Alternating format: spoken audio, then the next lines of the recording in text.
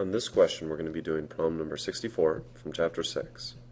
Problem 64 is asking you for the number of electrons that are possible given the following quantum numbers. So in A, we're given a quantum number for n as 2. We're given a magnetic quantum number as -12. And this is actually the magnetic spin quantum number. It is not the same as the magnetic azimuthal quantum number. It doesn't tell you the orientation, it tells you the spin. So I know I have energy level 2. So for me, what helps is I'm going to write out all the orbitals in box notation for 2. So I know that in the 2 energy level, I know I have 2s and I know I have 2p. S is a single box, p, we have 3 boxes. So -12 means that the electron is facing down. So how many electrons are down like that? Well, if I fill in all of these orbitals with electrons, up, down, oh, messed up, got to spread them out first.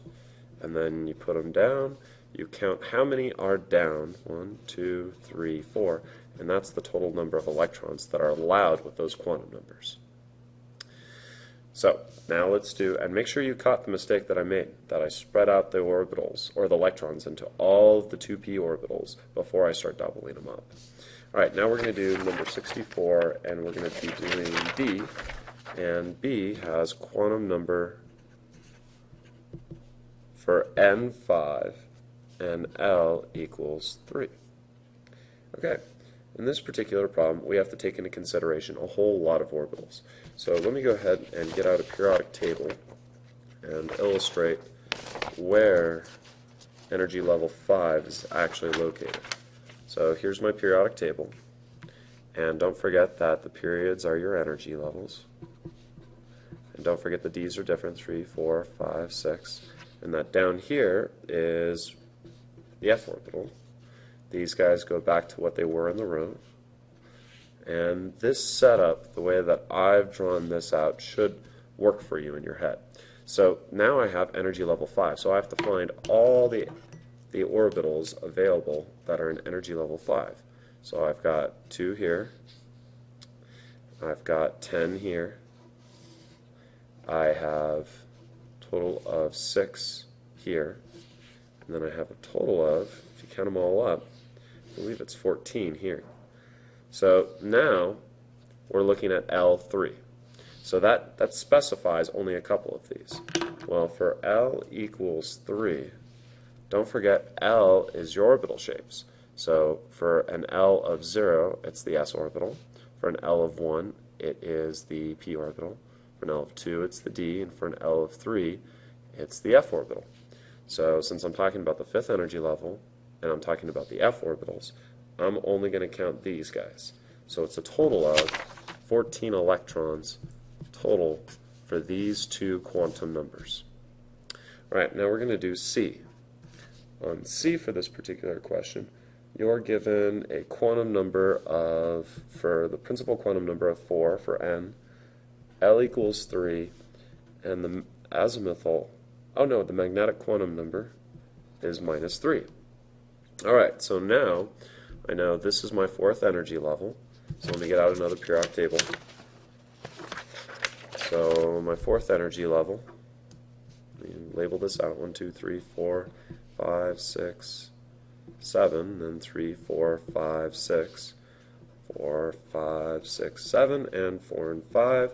L, I already know that that's F, right? So F, now I have all of these guys down on the bottom I have to take into consideration, just like the last problem. But now I'm dealing with orientation 3. Remember, the orientations work like this. You take 3, and then you go from -3 to +3. So -3 to -2, -1, 0, +1, +2, +3. So it's asking for the number of electrons that can fit within just this orbital. And the correct answer for that question is just 2 electrons total because it's just a single orbital. Alright, now we're going to do D. D, you are dealing with, let's see here, again, you're dealing with the 4th energy level. Your orbital shape, governed by the azimuthal quantum number, is 1.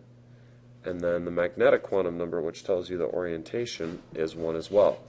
So what this tells you is this is the 4th energy level, and this tells you that you are in the p orbital. This one tells you right here that you are in. Moving on, so the magnetic quantum number, remember, will range from values of -1, 0, all the way to the positive L.